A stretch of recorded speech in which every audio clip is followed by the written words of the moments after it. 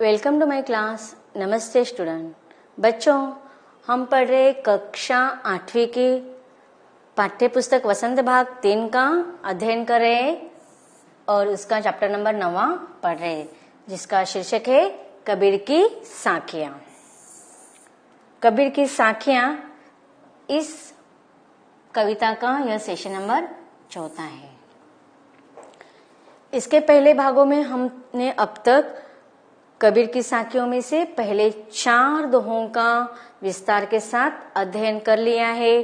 फिर उसके कठिन शब्दों का अर्थ और फिर भावार्थ सहित स्पष्टीकरण भी हमने देख लिया। अब इसके आगे के दोहे का हम विस्तार के साथ अध्ययन करते हैं।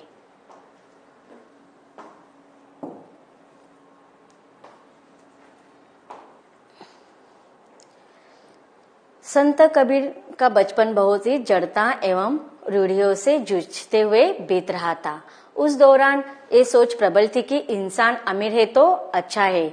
बड़े रूस वाले जो बड़े धन संपत्ति वाले लोग थे वह अपने आप को बहुत बेहतर मानते थे।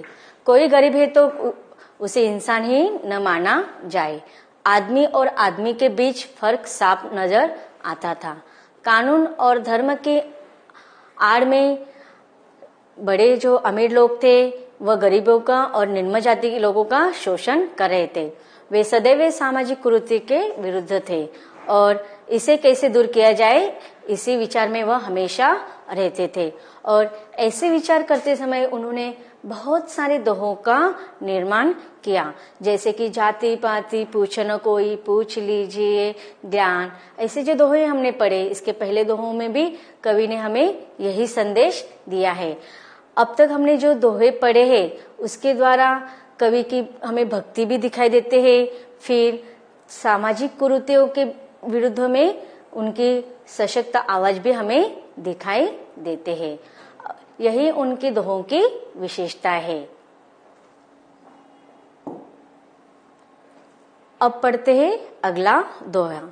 अब तक हमने जो भी दोहे पढ़े हैं उन दोहों में हमें एक विशेषता नजर आती है कि देखो, अधिकतर जो कविताएं होती है वो कविताओं की पंक्तियां एक दूसरे से संबंधित होते हैं, लेकिन जो दोहे हैं कबीर के, संत कबीर के जो दोहे हैं वह 2-2 पंक्ति के ही हैं, लेकिन इतनी छोटे छोटे 2-2 पंक्तियों में उनके जो अर्थ है वह बहुत बड़े हैं।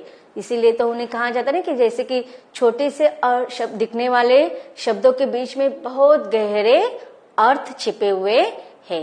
तो इस प्रकार अलग अलग जो दोहे हमने पढ़े हैं उन अलग अलग दोहों से हमें एक नया भावार्थ पढ़ने को मिलता है। अब देखते हैं इस दोहे से कवि संत कबीर हमें क्या संदेश देना चाहते हैं। संत कबीर कहते हैं, जग में बैरी कोई नहीं जो मन शीतल होए, या आपा को डारी दे दया करे सब कोय। अर्थात देखिए, कहते ना कि हम जिस नजरिया से संसार की तरफ देखते हैं उस नजर से संसार हमें दिखाई देता है। तो कवि कहना चाहते हैं कि इस संसार में सब अच्छे हैं, यहाँ पर कोई किसी का शत्रु नहीं है, कोई किसी का दुश्मन नहीं है। दुश्मन तो हम अपने ही दुश्मन होते हैं, और जब हमारे मन में दूसरे के विरुद्ध ऐसी भावना निर्माण हो जाती है तो यह हमारी भावना हमारे क्रियाकलापों में से दिखाई देते हैं और इसके वजह से सामने वाले व्यक्ति हमारे दुश्मन बन जाते हैं। तो हम कवि यही कहना चाहते हैं कि इस संसार तो बहुत सुंदर है, वहां में रहने वाले सारे मानव भी बहुत सुंदर है। कोई भी व्यक्ति जन्म से ही हमारा दुश्मन होकर नहीं आता है, बल्कि हमारे कर्म के द्वारा, हमारे व्यवहारों के द्वारा हम एक दूसरे के दुश्मन बन जाते हैं। तो कवि इस छोटे से दिखने वाले दोहे से हमें यही व्यापक अर्थ बताना चाहते हैं। जग में बैरी कोई नहीं। जग का अर्थ क्या होता है? संसार, दुनिया, यह विश्व। बैरी का अर्थ क्या होता है? वैरी अर्थात शत्रु। दुश्मन। जग में बैरी कोई नहीं, जो मन शीतल होए। शीतल मतलब, शीतल का अर्थ क्या होगा यहाँ पर? शीतलता देना अर्थात ठंडक, या विनम्रता ले सकते हैं हम। या आपा को डारी दे। आपा, आपा का अर्थ क्या होता है? घमंड।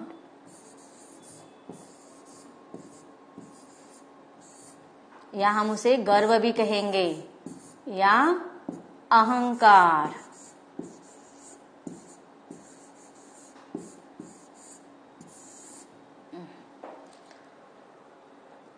देखो, हम समाज में रहते हैं और समाज मानव से बना हुआ है। यहाँ पर रहने वाले हर व्यक्ति से समाज बना हुआ है और समाज के बिना हमारे कार्य अधूरे रहते हैं। हर समय समय पर हमें समाज में रहने वाले लोगों की जरूरत पड़ती है। तो ऐसे समाज में जहाँ पर हम दिन रात हमारा गुजर रहे हैं, वहाँ का माहौल कैसा होना चाहिए, वहाँ का वातावरण कैसे होना चाहिए कि हमें एक दूसरे से प्यार के साथ बातें करना चाहिए, प्यार के साथ व्यवहार करना चाहिए। क्योंकि समाज में अगर सारी जगह हमारे दुश्मन ही दुश्मन होंगे तो हमारा जीवन जीना आसान होगा हमारे लिए? नहीं, बहुत कठिन हो सकता है। इसलिए हमें हमारे व्यवहार, हमारे कर्म, हमारे क्रियाकलाप ऐसे होने चाहिए जिसके द्वारा हमें किसी का मन नहीं दुखाना चाहिए और हमें किसी से शत्रुता नहीं करना चाहिए। शत्रुता कब होते हैं, हमारे दुश्मन कब होते हैं? जब हमारा बोलते ना कि देखो, हमारे मन की बात हमारे मुंह से आती है, तो हमारे मुंह से हमेशा विनम्रता होनी चाहिए, अच्छे क्रियाकलापों के अच्छे वार्तालाप होने चाहिए। अगर हम एक दूसरे से निंदा करते रहेंगे, एक दूसरे से हम किसी भी तरह के झगड़े करते रहेंगे, तो इससे क्या हो जाएंगे? हमारे शत्रु ही ज्यादा हो जाएंगे और समाज में हर जगह हमें शत्रु ही शत्रु दिखाई देंगे। और फिर कोई समस्या हमारे सामने आ जाएगी तो हम उस समस्या का हल ढूंढने के लिए किसके पास जाएंगे? अगर देखो, आप स्कूल में बैठते हो, एक दोस्तों के साथ बैठते हो, आपके बाजू में जिस लड़के के साथ या लड़की के साथ आप बैठते हो, आप पूरे दिन अगर उसके साथ बात नहीं करेंगे तो आपको दिन अच्छा लगेगा? हो कितने दिन आप एक दूसरे से बातचीत नहीं करेंगे? 1 दिन 2 दिन, लेकिन तीसरे दिन आपका मन अच्छा नहीं लगेगा। क्यों? क्योंकि आप आपके मन की दुख की बात उसके साथ शेयर नहीं कर पाते। तो इसलिए हमें क्या करना है? सबके साथ अच्छे से बातें करना है, अच्छे से व्यवहार करना है, विनम्रता के साथ सबके साथ व्यवहार करना है। हमें कोई भी जन्म से हमारा शत्रु नहीं होता है, हमें हमेशा अपने शत्रु नहीं, अपने दोस्त बनाने हैं सबको। तो देखो, यही सारी बातें हमें इस दोहे के द्वारा संत कबीर जी कहना चाहते हैं कि देखो, संत कबीर ने जो ये दोहे लिखे हैं, उस समय लोग क्या करते थे? एक दूसरे से आपस में कट्टर विरोधी थे। हाँ, कोई इस धर्म का था, कोई उस धर्म का था, कोई किसी के कारण वो एक दूसरे से झगड़ा करते थे, कोई किसी के कारण, तो एक दूसरे के वो शत्रु ही अधिक थे। तो इसलिए वहाँ का सामाजिक वातावरण अच्छा नहीं था और इस सामाजिक वातावरण को देखकर संत कबीर के मन में बहुत सारी वेदनाएं होती थी और वो वेदनाएं ऐसे दोहों के रूप में लिखकर आते थे। तो वह हमेशा लोगों को संदेश देना चाहते हैं कि हमें कैसे अपने दुश्मन नहीं अपने दोस्त बनाने हैं। और दुश्मन हम कैसे बनाते हैं? फिर उसको दुश्मन के वजह अगर हमें सबसे प्यार दोस्ती करनी है तो दोस्ती हमें कैसे करना चाहिए, यह सारे दोहों के माध्यम से उन्होंने बताने की कोशिश की है।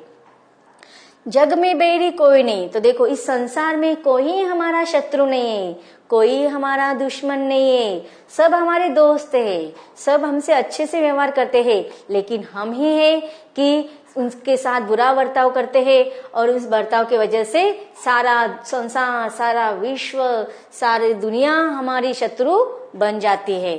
जग में बैरी कोई नहीं, जो मन शीतल होए।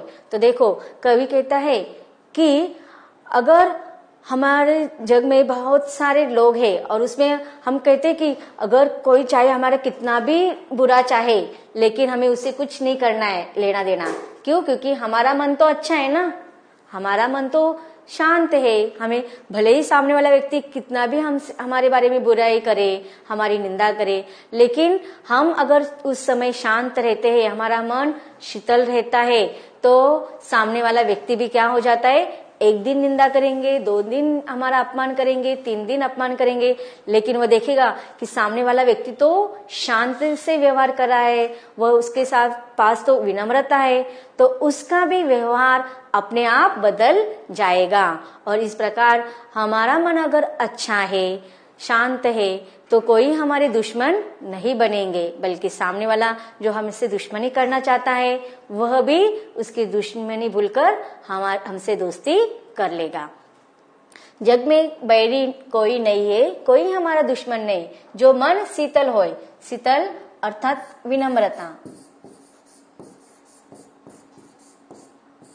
अगर हमारा व्यवहार सबके साथ नम्रता पूर्वक हो, अच्छा हो, प्यार से युक्त शब्दों का हम प्रयोग करते हैं, सबका आदर करते हैं, सबका सम्मान करते हैं, तो इस संसार में कोई हमारा दुश्मन नहीं है। या आपा को डारी दे, दया करे सब कोई। देखो, मनुष्य का सबसे घातक चीज क्या होती है पता है? उसका अहंकार, उसका गर्व। कि देखो, आप बच्चों में भी बहुत आत्मविश्वास रहता है, लेकिन वह आत्मविश्वास जब तक आत्मविश्वास है तब तक वह बहुत अच्छा है, लेकिन वह आत्मविश्वास जब अहंकार में बदल जाता है तो वह बहुत घातक होता है। तो इसी प्रकार कवि कहते हैं कि या आपा को डारे दे। आपा का अर्थ क्या है? घमंड, गर्व, अहंकार जिसे। तो अगर हमें सबके साथ विनम्रता से रहना है, सबके साथ प्यार से व्यवहार करना है, तो हमें सबसे पहले हमारे अहंकार को क्या करना है? वहां पर हमारे अहंकार को फेंक देना है, डाल देना है। हमारे देखो, हर व्यक्ति को, सब व्यक्ति गुण संपन्न नहीं होती है, सब में कुछ अच्छे गुण भी होते हैं, बुरे गुण भी होते हैं। तो हमारे अंदर कौन कौन से बुरे गुण हैं, उनको ढूंढकर उन बुरे गुणों को हमें निकालकर फेंक देना है। तो अगर हमारे अंदर विनम्रता है तो यह संसार हमारे लिए कैसा है? प्यारा ही रहेगा। तो घमंड हमें, तो बच्चों, हमें विनम्रता के साथ अगर हम सबसे व्यवहार करते हैं, हमारे घमंड को हम त्याग देते हैं, तो दया करे सब कोई। तो सब हमसे अगर कोई हमारे साथ समस्या आती है तो हम पर भी दया करते हैं, अर्थात हमसे वह हमारी सहायता करते हैं।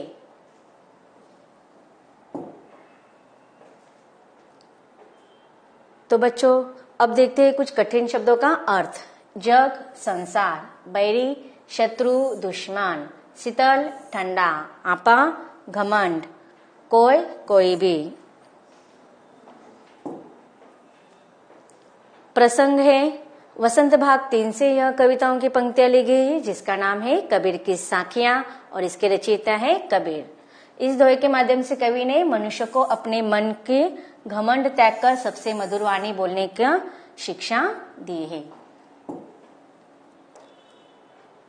भावार्थ है, कबीरदास मनुष्य को अब उसका घमंड त्यागने की शिक्षा देते हुए कहते हैं कि इस संसार में कोई भी मनुष्य किसी का दुश्मन नहीं है। बस मनुष्य को अपने व्यवहार, वाणी में शीतलता बनाए रखनी चाहिए। जो मनुष्य अपने धन, बल, सत्ता आदि का घमंड अपने मन में नहीं रखते, अर्थात अपना घमंड त्याग कर दूसरों के साथ मधुर व्यवहार करते हैं, उन पर हर कोई दया करने के लिए तैयार रहते हैं।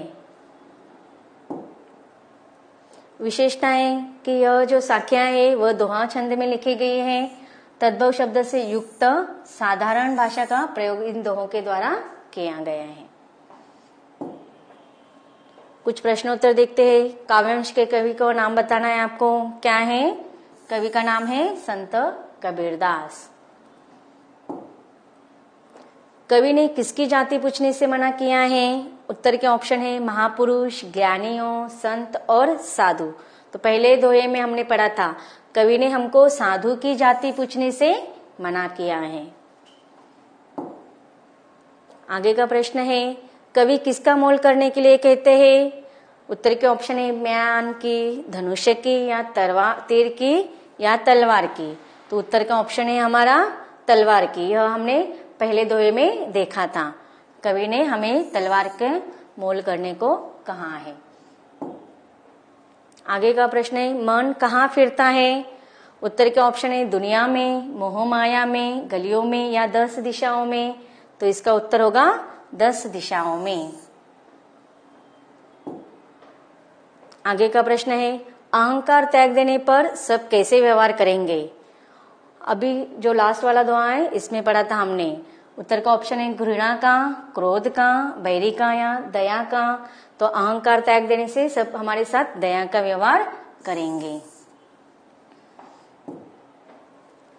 आगे का प्रश्न है कबीर की साखियां इस कविता के द्वारा कवि हमें क्या संदेश देना चाहते हैं। तो उत्तर है कबीर की साखियां के द्वारा कवि हमें ज्ञान की महिमा, बाह्य आडंबरों का विरोध, मनुष्य का संयमपूर्ण व्यवहार करना, मन का घमंड त्याग कर शालीनता का व्यवहार करना और अधिक तथा आडंबरपूर्ण भक्ति पर प्रहार किया है। तो इस प्रकार इस कविता के माध्यम से हमें संत कबीर ने सीख दी है।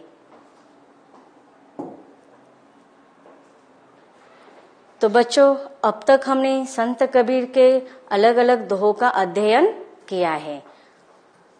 अब हम मिलेंगे एक नए भाग में नए पाठ के साथ। धन्यवाद।